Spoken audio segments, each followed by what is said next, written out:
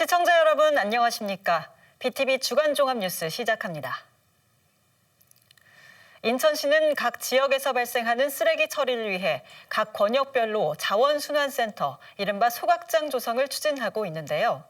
내구 연한이 지난 청라 소각장을 사용 중인 서구가 속도를 내고 있습니다. 입지선정위원회는 회의를 열어 후보지를 3곳으로 압축했습니다. 구혜희 기자입니다. 청라 광역 생활 폐기물 소각장은 지난 2002년 1월 사용을 시작했습니다. 가동 후 23년이 지나면서 내구 연한인 15년을 훌쩍 넘긴 상황. 서구는 새로운 자원순환센터 조성을 위해 지난해 1월 입지선정위원회를 꾸렸습니다. 입지선정위원회 위원은 모두 21명, 주민대표 6명과 전문가 7명, 구의원 4명, 공무원 4명으로 구성됐습니다. 초반 검토 대상지는 약 100여 곳에 달했습니다. 점수로 순위를 정하는데 5가지 분야를 검토하고 우선순위를 정했습니다. 먼저 사회적 조건과 환경적 조건 등을 거쳐 12곳 정도로 추렸는데 입지선정위원회는 회의를 열어 후보지를 3곳으로 압축했습니다.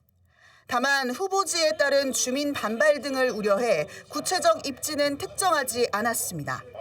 매립지 사용 종료 정책과 맞물려 인천시가 적극적으로 나서야 한다는 지적이 나옵니다. 물론 입지 선정은 수용성 문제가 있긴 하지만 결국은 수도권 매립지 종료를 생각하고 있다면은 인천시가 적극적으로 소각장 문제도 나서야 되는 건데 지금 그런 거를 미온적으로 하는 게 지금 다 이게 연결돼 있는 거 아니냐 이렇게 얘기할 수밖에 없는 거죠. 서구청이 약속한 청라 소각장 폐쇄 기한은 2029년. 입지선정위원회는 다음 달 12차 회의를 개최할 예정입니다. BTV 뉴스 구혜입니다. 인천은 바다를 품은 개항의 도시지만 해양 문화시설이 없었죠. 인천 월미도의 국립인천해양박물관이 정식 개관했는데요. 수도권 최초의 해양 전문 박물관으로 다양한 문화와 유물을 관람할 수 있습니다. 이정인 기자입니다. 17세기 조선시대 바닷길이 펼쳐지는 거대한 화면. 인조의 즉위를 알리기 위해 사신단을 명나라로 보내는 여정이 영상으로 제작됐습니다. 특히 실제 바다에 있는 것처럼 생생하게 재현해 몰입감을 극대화합니다. 다양한 유물 전시도 관람객들의 눈길을 사로잡습니다. 인천 능어대 일대 풍경을 그린 조선 후기 실경 산수와 백제 사신들이 중국으로 가는 배를 탔던 나루터가 있던 곳입니다. 1802년부터 1805년까지 홍어장수 문순득의 표류를 담은 기록부터 1953년 동해오를 타고 한국 최초로 세계 일주를 한 고 배순태 선장이 미국에 입항해 개항했던 태극기도 만나볼 수 있습니다. 수도권 최초의 해양문화시설인 국립인천해양박물관이 문을 열었습니다. 박물관은 착공 5년 만인 올해 5월 준공돼 6개월간의 준비 기간을 거쳐 정식 개관했습니다. 이제 해양도시 인천의 국립인천해양박물관이 문을 열게 됨으로써 수도권 주민들께서도 해양 문화와 유물을 가까이서 직접 보고 경험하시며 바다의 소중함을 느끼실 수 있는 계기가 마련되었습니다. 국립인천해양박물관은 27,600제곱미터 부지에 지상 4층 규모로 조성됐습니다. 박물관은 실감 영상실과 해양 교류사실, 해양 항만실, 해양 문화실 등으로 구성됐습니다. 유물기증 특별전도 마련됐는데 이곳에선 인천항 선거 준공기념 동판, 파나마 선언 여건 등 다양한 유물을 만나볼 수 있습니다. 박물관이 소장하고 있는 해양 유물은 총 1,536점에 달합니다. 1883년 인천항 개항으로 오늘의 대한민국을 만드는 데 가장 중요한 역할을 한 곳이 인천입니다.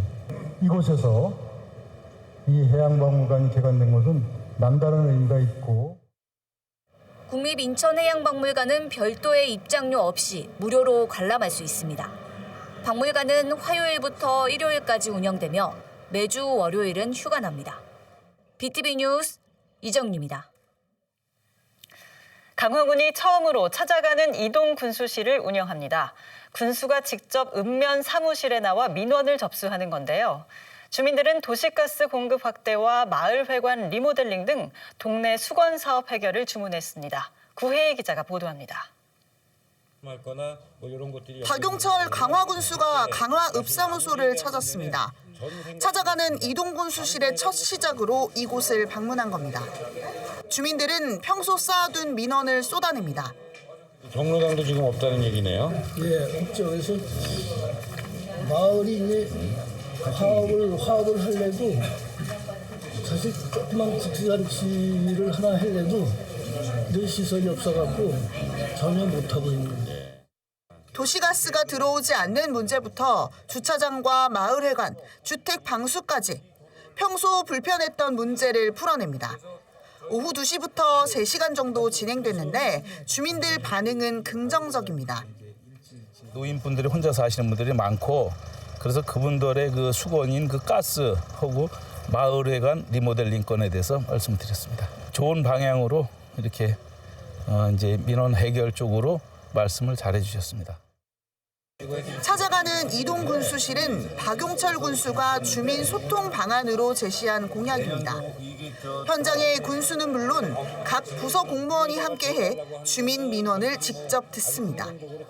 군수턱이 너무 높아. 그래서 저는 그 문턱을 깎기 위해서, 없애기 위해서 찾아가는 이동군수실을 만들게 된 겁니다. 민원에 대한 답을 즉시 드릴 수 있는 거는 즉시, 장기간으로 갈 수 있는 건 장기간으로, 단기간으로 발휘할 수 있는 거는 저희들이 들어가서 바로바로 민원해서 이렇게 하고 중간중간 피드백을 할 예정입니다. 네. 박 군수 취임 후 처음으로 운영한 찾아가는 이동군수실. 강화군은 한 달에 한 번 읍면 사무실을 돌며 진행할 예정입니다. BTV 뉴스 구혜입니다.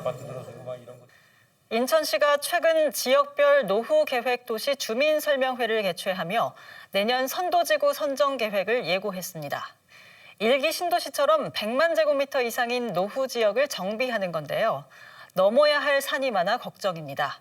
LG 헬로비전 이관성 기자가 보도합니다. 인천시는 연수, 9월, 계산 택지 등 3곳과 연접한 택지 면적이 100만 제곱미터 이상인 갈산, 부평, 부계 택지, 만수 1, 2, 3 택지 등 모두 5곳을 노후계획도시 정비 대상 지역으로 정했습니다. 특별정비구역은 일기 신도시 정비처럼 인접 여러 단지를 한 개 블록으로 묶어 지정합니다. 블록 단위 통합 재건축 시 용적률은 최대 150%까지 허용하고 안전진단을 면제하거나 완화하는 등의 인센티브를 제공합니다.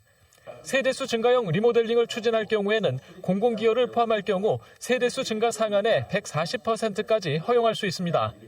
주민들이 가장 관심 갖는 것은 선도지구 지정 계획입니다. 가장 먼저 재건축에 나서 언제 될지 모를 불확실성을 줄일 수 있기 때문입니다. 노후계획도시 선도지구는 주민 동의 여부와 정주 환경 개선의 시급성, 도시기능 활성화 필요성과 정비 사업 파급 효과, 사업 실현 가능성 등 5개 항목을 평가해 선정합니다. 선도지구로 지정되면 지자체가 정한 기준 용적률과 공공기여율 범위 안에서 통합 재건축에 나서야 합니다.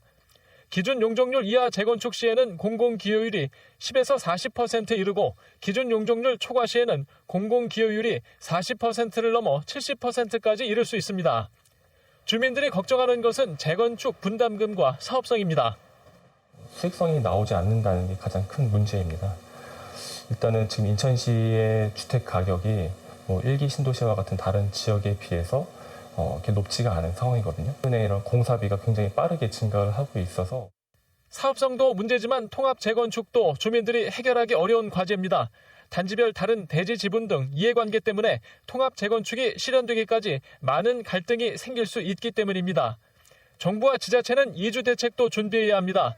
정비 물량만큼 이주 주택이 필요하기 때문에 민간과 공공 모두 가능한 다양한 해법을 동원해야 합니다.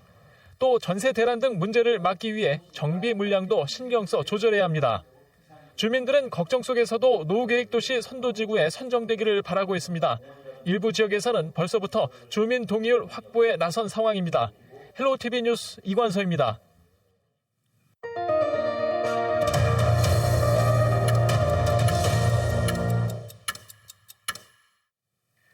재외동포청이 지난해 6월 송도에 문을 열었죠.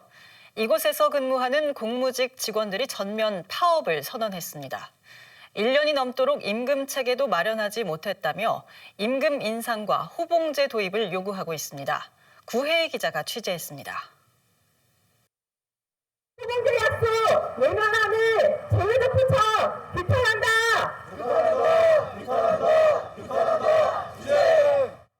살을 내는 추위에 재외동포청 공무직 직원들이 거리로 나섰습니다. 아스팔트 바닥에 깔개를 깔고 피켓을 들었습니다. 이들이 사무실 대신 거리로 나선 건 임금 때문. 2023년 6월 개청 이후 1년 반이 지나도록 임금 인상은커녕 임금 체계조차 정비하지 못하고 있다고 주장합니다. 더욱이 국가 전시 비상사태가 아님에도 불구하고 2024년 임금 동결이라는 초유의 사태를 맞이하고 있습니다. 이는 단순히 개인의 생계를 위협하는 문제를 넘어서 공공서비스의 질을 저하시킬 수 있는 심각한 상황입니다. 재외동포청 노사는 8월 이후 현재까지 6차례 교섭을 진행했습니다. 하지만 교섭에 진척이 없는 상황. 노조는 1년 반 동안 입사한 공무직 21명 가운데 5명이 퇴사해 퇴사율이 24%에 달한다며 사측의 전향적인 태도 변화를 주문했습니다. 저희도 생계 유지하시는 조합원들 대부분이고 다들 미혼이시고 또 이제 부모님 모시는 분들도 계시고 하다 보니까 되도록 길게 이어지지 않길 바라고 있으면서 동시에 이제 회사 측과 끊임없이 저희도 접촉을 해서 혹시 협상할 수 있는 카드가 더 있으신지 아니면 재외동포청은 호봉제는 내년도 공무직 인건비에 반영되지 않은 만큼 임의로 호봉제 도입을 결정할 수 없다며 노조와 지속적인 대화를 통해 원만한 해결을 위한 노력을 기울이겠다고 밝혔습니다. BTV 뉴스 구혜입니다. 정부는 12세 이하 아동들에게 돌봄 서비스를 제공하고 있는데요. 하지만 소득에 따라 비용을 차등 지원하고 있습니다. 남동구 주민들은 무상 돌봄 지원이 필요하다며 직접 조례 제정 추진에 나섰는데요. 주민들이 조례 발의를 요구한 건 이번이 처음입니다. 보도에 김지영 기자입니다. 남동구에서 쌍둥이 아이를 키우는 A씨. 아이 2명을 키우다 보면 눈코 뜰 새 없이 바쁜 일상이 반복됩니다. 민간 육아도우미를 쓸지도 고민했지만 경제적 부담 때문에 엄두가 나질 않습니다. 밥은 또 준비는 해야 되는데 아예 이 울타리 밖을 못 나가게 하는 거예요. 선생님들 풀로 쓰는데도 조금 경제적인 부담이 좀 느껴지고요. 현재 정부에서 추진 중인 아이 돌봄 지원 사업. 하지만 소득에 따라 차등 지원하고 있습니다. 남동구민들은 차등 지원이 아닌 무상 돌봄 지원이 필요하다며 직접 조례 제정 추진에 나섰습니다. 우리 손으로 무상 아이 돌봄 실현하자. 실현하자. 주민조례를 발의하려면 남동구 전체 유권자 수의 1%인 4,266명이 넘는 서명을 받아야 하는데 5,000명 이상이 참여했습니다. 많은 주민들께서 기꺼이 호응을 해주셨습니다. 이정순 의장님을 비롯한 남동구 의회가 주민들의 바람을 잘 성사시켜 주시길 간곡한 마음으로 요청드립니다. 조례안은 소득에 상관없이 첫째 아이는 돌봄 비용의 70%, 둘째 아부터는 전액을 지자체가 지원하는 내용이 담겼습니다. 이 제도가 도입될 경우 연간 40억 원이 필요할 것으로 추정됩니다. 이들은 초등학생 이상 아이가 있는 가정은 비싼 돌봄 비용 때문에 보호자 없이 아이를 방치하는 경우도 많다면서 무상 돌봄의 필요성을 강조했습니다. 2016년 이전 출생은 초등학생 이용료가 많이 비싸고 매년 처제 임금 인상에 따른 이용료 인상도 있습니다. 그러다 보니 저녁 4시 30분부터 6시 30분까지 아이들이 보호자 없이 방치되고 있습니다. 또 저출생 여파로 지역사회가 이미 초고령 사회로 진입하고 있다며 남동구를 시작으로 무상 아이돌봄을 확대해 나간다는 계획입니다. 아이돌봄 시스템이 제대로 갖춰지지 않는다면 아이 없는 동네를 마주할 수밖에 없을 것입니다. 인천 최초로 남동구에서부터 무상 아이돌봄을 시작하고 인천 전역으로 확대해 나갈 것입니다. 주민 발의 조례가 청구되면 지방의회 의장은 5일 이내 청구인 명부를 외부로 공표하고 향후 10일간 명부를 열람할 수 있도록 해야 합니다. 또 이후 이의 신청 기간과 서명부 검증을 거친 뒤 조례 발의 여부를 결정하게 됩니다. BTV 뉴스 김지영입니다. 요즘 지역 경기가 얼어붙으면서 그렇잖아도 어려운 취약계층의 시름은 더 깊은데요. 그래도 아직 우리 사회에는 희망이 있습니다. 쌀부터 돼지 저금통까지 나보다 더 어려운 이웃을 위해 나눔을 실천하는 시민들이 늘고 있다고 합니다. 보도에 구혜희 기자입니다.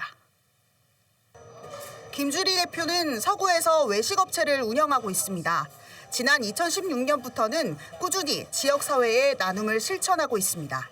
코로나19 시기에는 운영 중인 업체가 어려워져 나눔 실천이 어렵기는 했지만 중단하진 않았습니다. 어느덧 10년 가까이 나눔을 실천 중인데 서구 관내 23개 동을 매월 순회하며 어려운 이웃에게 따뜻한 마음을 전하고 있습니다. 이번엔 쌀 100kg을 기부했습니다. 중간에 코로나가 터지면서 너무 힘들어서 그때는 현물 기부를 또 했어요. 지금은 또 현금도 하고 현물도 하고 같이 해서 상황에 맞게끔 도움이 됐으면 좋겠다라는 취지로 꾸준히 하고 있습니다. 경제 사정이 어렵지만 서구 관내 곳곳에서는 꾸준히 기부가 이루어지고 있습니다. 어린이집 아이들이 고사리 손으로 모은 저금통부터 겨울철엔 빠질 수 없는 사랑의 김장 나누기 행사까지 10월부터 현재까지 서구에서 150건이 넘는 크고 작은 기부가 실천됐습니다. 코로나19가 시작된 시점부터 다소 주춤하긴 하지만 나눔 행렬은 조금씩 꾸준히 이어지고 있습니다. 저희는 매년 하시는 분들의 비중이 좀 높아요. 그때 어떤 게 필요할지 여쭤보고 취약계층 분들이 진짜로 필요로 하는 거를 구매해서 주시려는 경우가 되게 많고 한 번 기부를 하신 단체나 업체나 개인은 계속해서 꾸준히 하시려는 편이에요. 날씨는 춥지만 어려운 이웃에게 나눔을 실천하는 마음은 따뜻한 온기를 유지하고 있습니다. 크지는 않지만 그냥 마음을 계속 나누려고 노력 중이에요. 그리고 따뜻한 마음이 전달이 됐으면 좋겠고요. BTV 뉴스 구혜입니다. 기후 위기에 대응하기 위해 화석연료를 재생에너지로 전환하려는 노력이 이어지고 있죠. 이 과정에서 발생할 수 있는 지역사회의 피해를 최소화하기 위해 정의로운 전환이라는 개념이 대두되고 있습니다. 영흥도에 석탄 화력발전소를 보유한 인천시도 정의로운 에너지 전환을 위한 다양한 노력이 필요하다는 목소리가 제기되고 있습니다. 보도에 김지영 기자입니다. 총 6기의 발전시설을 보유한 영흥 석탄 화력발전소. 민선 8기 인천시는 지난 2022년 영흥 화력 1, 2호기 폐쇄 시기를 기존 2034년에서 2030년으로 앞당기겠다고 공약했습니다. 하지만 정부 전력 수급 기본 계획에 따라 이 약속은 사실상 지키기 어려워졌습니다. 그럼에도 지역사회에선 여전히 탄소 중립을 위한 노력이 이어지는 상황. 이 과정에서 정의로운 전환이란 개념이 핵심 의제로 떠올랐습니다. 정의로운 전환은 단순히 화석에너지를 재생에너지로 전환하는 것뿐 아니라 이 과정에서 발생할 수 있는 다양한 이해관계자들의 피해를 최소화하는 것을 의미합니다. 그 에너지 전환이 단순히 에너지의 전환이 아니라 그 에너지 발전을 통해서 지역이 함께하고 있기 때문에 그런 면에서는 이 에너지 전환에서도 역시 누군가가 소외돼서는 안 된다라고 하는 것이고 전문가들은 행정과 정치, 기업, 그리고 지역 주민이 함께 사회적 갈등을 줄일 수 있는 방안을 모색해야 한다고 강조합니다. 이제 노동자, 근로자의 관점, 또 지역사회의 소멸 관점, 경제적인 측면에서의 재무적인 어떤 그 방법을 통한 해결, 그리고 사회적인 어떤 자본을 확보하는 이런 것들은 되게 중요하고요. 전국 석탄발전소의 절반가량이 집중된 충남에선 이미 2년 전 정의로운 전환 기본조례가 제정됐습니다. 또 정의로운 전환 특구 지정을 위한 지역사회의 노력도 이어지고 있습니다. 충남만 봐도 지금 정의로운 전환 특구를 지정할 곳이 한두 군데가 아닙니다. 그러니까 이 석탄발전소가 빠지는 순간 지역 경제 파산해야 되는 거 아니냐는 전문가들의 말까지 나올 정도로 굉장히 심각한 지역입니다. 인천시는 재생에너지 확대를 위해 해상풍력 발전에 집중한다는 구상입니다. 이미 민간발전소 3곳이 허가를 받았고 공공이 주도하는 해상풍력단지 개발도 추진 중입니다. 수심이 대부분이 20에서 50m로 상당히 낮기 때문에 설치하는 데도 상당한 좋은 여건을 갖고 있기 때문에 그럼 2033년도가 되면 공공주도도 태양광 해상 풍력의 상업 운전이 될 것으로 검토를 하겠습니다. 인천 지속가능발전협의회가 주관한 이번 토론회에선 이 밖에도 에너지 전환을 위한 기금 마련과 지자체의 조례 제정, 또 기업의 사회적 책임 이행 필요성 등이 제기됐습니다. BTV 뉴스 김지영입니다. 인천시가 역대 최대 규모의 국비를 확보했습니다. 시는 2025년도 예산으로 5조 8,697억 원을 확보했다고 밝혔습니다. 이는 올해보다 3,846억 원이 증가한 역대 최대 규모입니다. 수도권 광역급행철도 GTX 비건설 사업에 3,630억 원이 반영됐습니다. 또 서울 7호선 청라 연장 793억 원과 인천발 KTX 350억 원, 노인 일자리 지원 1,204억 원도 확보했습니다. 시는 이번 국회에서 증액되지 못한 주요 사업은 추경을 통해 반영될 수 있도록 하겠다고 밝혔습니다.